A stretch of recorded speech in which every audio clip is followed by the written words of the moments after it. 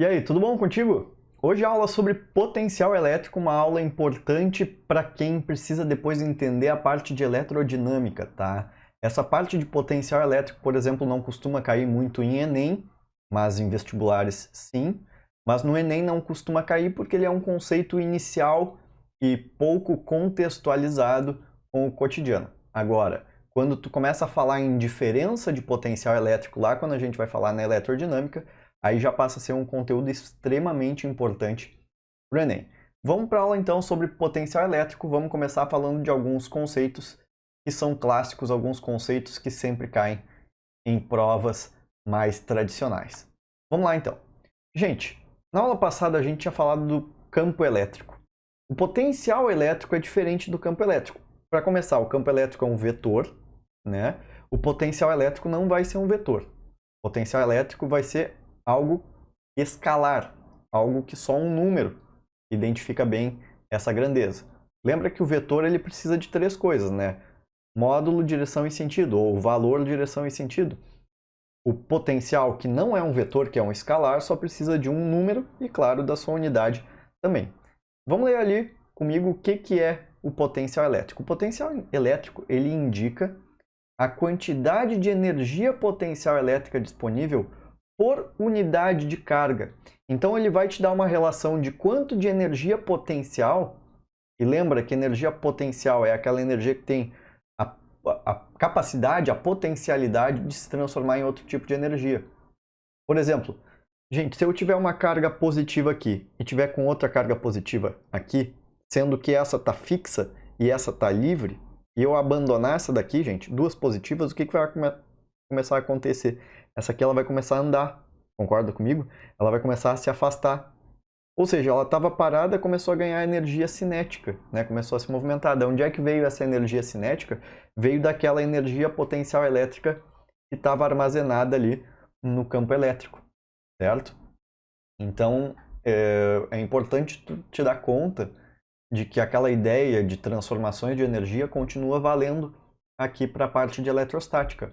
Agora, na eletrostática a gente não costuma trabalhar direto com energia potencial elétrica, a gente trabalha muito mais com o conceito de potencial, que te indica a quantidade de energia potencial por unidade de carga.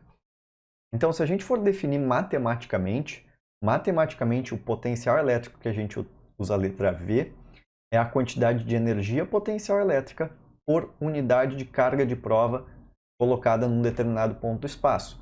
Já que energia no sistema internacional é Joule e carga no sistema internacional é Coulomb, a unidade de potencial vai sair em Joule por Coulomb. Tu pega o Joule e divide por Coulomb. Só que como é uma unidade muito importante, o Joule por Coulomb a gente batiza, a gente dá um outro nome para ele.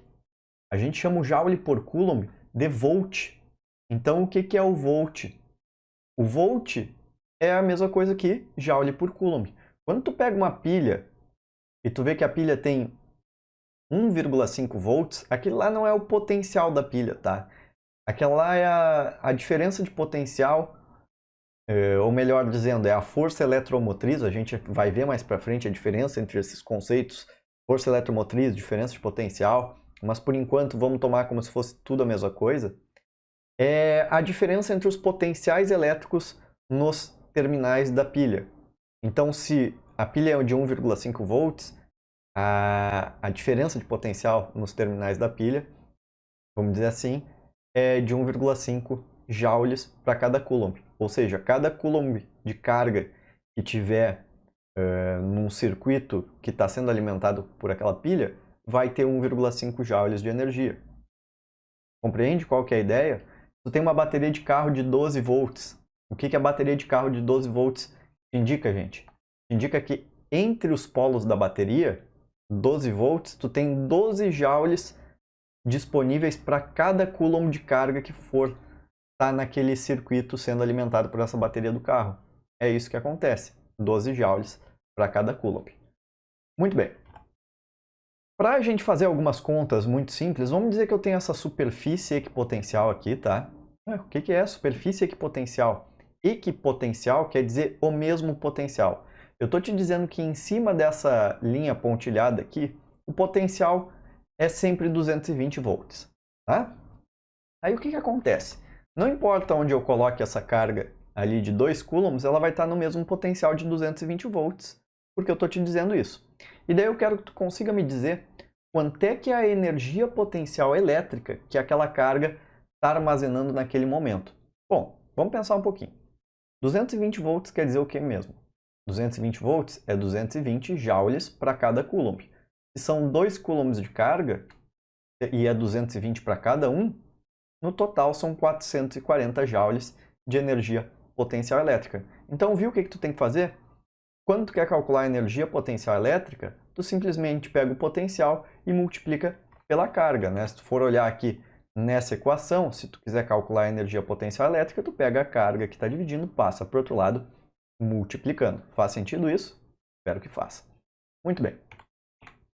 E se eu tiver uma linha reta aqui, pontilhada, aonde sobre essa linha reta o potencial for de 110 volts? O que isso significa, gente? Isso significa que eu vou ter 110 joules para cada coulomb de carga colocada sobre essa linha reta aqui.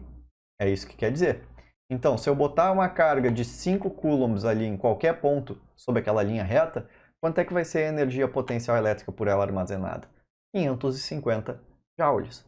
Porque são 110 para cada coulomb, 110 para 1 coulomb, 220 para 2 coulombs, 330 para 3 coulombs, 440 para 4 coulombs, 550 para 5 coulombs. Entendeu qual que é a ideia? Maravilha. Uma coisa que é importante ser dito, gente, é que às vezes tu vai precisar calcular o potencial resultante em um determinado ponto do espaço, tá? Olha aqui para mim um pouquinho. Por exemplo, tu vai ter 3 cargas gerando um potencial no espaço, tá? 2 delas positiva e uma negativa. Tu tem que tomar muito cuidado, porque quando tu está trabalhando com potencial elétrico, o potencial ele pode ser tanto positivo quanto negativo. E daí tu vai ou ter que somar na equação ou subtrair. Certo? E daí tu só toma o seguinte cuidado, o que é bem lógico, ó. Cargas positivas vão gerar um potencial positivo. Cargas negativas vão gerar um potencial negativo. E daí é só somar ou subtrair, se for positivo ou se for negativo. Tá? Por exemplo, se eu tiver uma carga aqui, outra carga aqui, essa carga aqui, ó, essa carga aqui, gera um potencial de 10 volts aqui. Essa carga aqui gera um potencial de 10 volts aqui. Quanto é que é o potencial total? Pô, 10 mais 10 dá 20. E se eu disse que era 10 e 10 é porque elas eram positivas. Agora, se eu tiver uma carga positiva aqui e gerar um potencial de 10 volts aqui, e eu tiver uma carga negativa aqui e gerar um potencial de menos 10 volts, quanto é que é o potencial total nesse ponto aqui? Pô, gente, se é mais 10 e menos 10, mais 10 com menos 10, dá zero. Então é esse o cuidado que tu tem que tomar só. Tá? Que cargas positivas geram potencial positivo e negativas potencial negativo. Muito bem. Quando a gente tem uma carga pontual, o que é uma carga pontual? É uma carga cujo tamanho é desprezível. O tamanho dela não vai influenciar nas contas e é com esse tipo de carga que a gente costuma trabalhar no ensino médio. Tá? O potencial gerado por uma carga pontual é dada por K, aquela boa e velha constante que a gente já está acostumado a usar, né? 9 vezes 10 na 9 Newton metro quadrado por coulomb quadrado, onde tu tem que lembrar que é 9 vezes 10 na 9. A carga aqui, que tem que estar em coulombs, e a distância entre o ponto que tu quer saber o potencial e a carga que está gerando esse potencial. Cuidado, gente! Na fórmula do potencial elétrico não aparece o ao quadrado aqui. Na fórmula do campo elétrico, que é muito parecida com essa, aparece o ao quadrado. Na do potencial, não. Não tem ao quadrado ali. Certo? E é comum as pessoas estarem querendo calcular o potencial elétrico e usar a fórmula do campo elétrico, porque elas são muito similares, muito parecidas. Mas tem que tomar cuidado para não cometer esse deslize. Certo? Maravilha. Outra coisa que é importante de a gente falar, que é sobre o trabalho da força elétrica. Se tu lembrar comigo, gente, o trabalho ele é um processo de transferência de energia. Sempre que tu tem uma força atuando e essa força está na mesma direção do deslocamento, essa força ela transfere energia para o objeto. O trabalho ele é um processo de transferência de energia. A gente diz que a força realizou o trabalho. E se eu tiver aqui, gente, uma carga positiva e essa outra carga positiva, elas vão estar se fazendo força, certo? E essa daqui, ó, por exemplo, se ela começar a andar, é porque a energia potencial elétrica começou a se transformar em energia cinética. E quem é que faz esse trabalho, né, de transformar a energia potencial elétrica em energia cinética? É o trabalho da força elétrica que executa esse trabalho, certo? E como tu deve lembrar bem, o trabalho está relacionado com isso daqui, ó, com a diferença de energia potencial no ponto A, que é o ponto inicial, e a energia potencial no ponto B. Só que quando a gente trabalha em potencial elétrico, com o trabalho da força elétrica, o que eu te falei? A gente não costuma usar direto o conceito de energia potencial. A gente costuma usar o conceito de potencial. Olha bem, não costuma usar energia, costuma usar potencial. E, gente, como é que a gente fazia para calcular ali a energia potencial nesse caso? A gente não pegava simplesmente o valor da carga e multiplicava pelo potencial? Para chegar nos 550, a gente não pegou 5 e multiplicou por 110? Ou seja, eu posso te dizer muito bem que a energia potencial no ponto A é a carga que tiver ali, vezes o potencial no ponto A, menos a energia potencial no B é a carga vezes o potencial no B. E daí eu ainda posso escrever isso aqui da seguinte maneira, eu posso botar em evidência o que, já que ele está multiplicando os dois termos ali do lado direito da igualdade. Botei em evidência, fica Q VA menos VB, e a maior parte dos livros, gente, ainda faz mais uma simplificação. Esse VA menos VB, a gente costuma chamar de U, de diferença de potencial. É tu pegar o potencial inicial e subtrair do potencial final. E daí trabalho fica carga vezes a diferença de potencial. Coisas que são importantes de tu ver, já aqui partindo só da equação, de uma análise matemática, tá?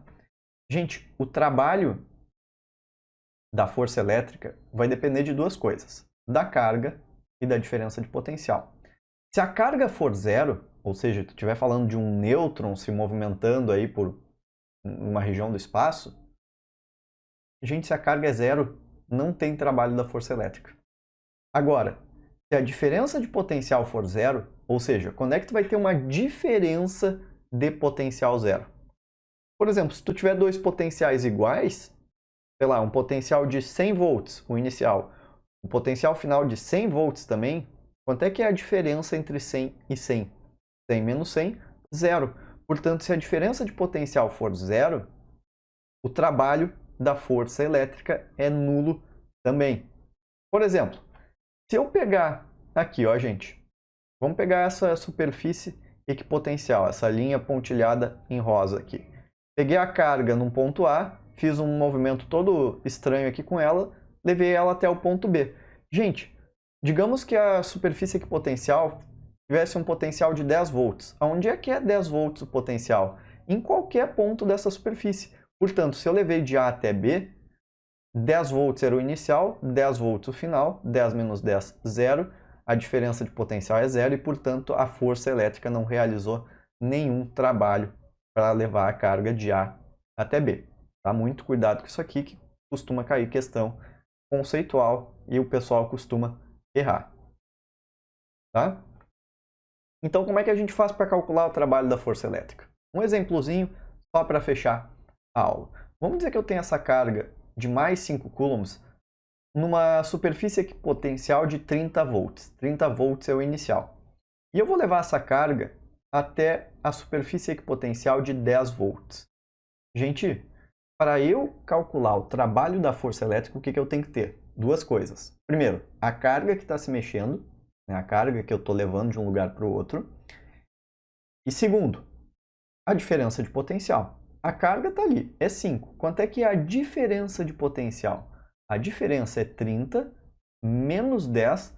30 menos 10 dá 20. 20 vezes 5 está 100. Portanto, o trabalho da força elétrica é de 100 joules. A força elétrica transferiu 100 joules para aquela carga. Ela pegou 100 joules de energia potencial elétrica e transformou ali em energia cinética, nesse caso que a gente está pensando aqui. Só faltou a gente falar sobre o campo elétrico uniforme e como calcular a diferença de potencial, tá? No campo elétrico uniforme, olha só. Se eu tiver duas superfícies equipotenciais aqui, A e B, e elas tiverem uma distância D, existe uma equação que relaciona o campo elétrico, a distância e a diferença de potencial. E a equação é essa daqui, que a diferença de potencial entre os pontos A e B é igual ao produto do campo elétrico vezes a distância.